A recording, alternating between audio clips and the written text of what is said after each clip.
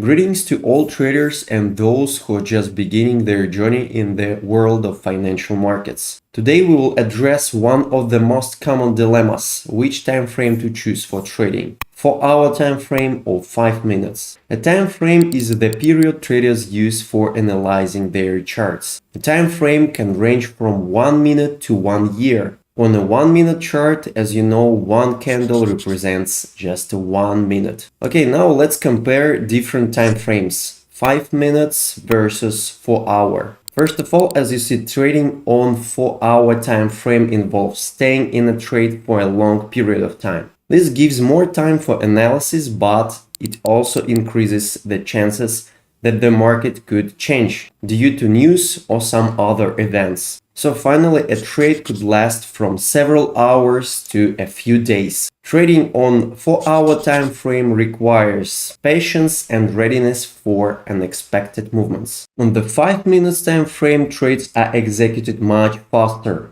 This means you can react almost instantly to market changes. On the downside, you will need to make quicker decisions and manage your risks more actively. Next point, number of setups. On 4-hour time frame, you might find just 1 or 2 quality setups during a trading session, and executing them might take several days. This approach requires thorough analysis and very accurate entries. On 5 minutes, setups appear much more frequently, as you know, around 5 to 10 setups per day. So this offers you trading opportunities, but also demands much more concentration to avoid missing setups and key moments. Next point, psychological approach. Trading on 4 hours time frames requiring constant monitoring of your trades, which can be psychologically exhausting. Waiting for the price to reach target levels demands resilience and the ability to cope with stress. On 5 minutes time frame, all the trades are executed much faster, allowing you to make short breaks between trades. This helps to reduce psychological pressure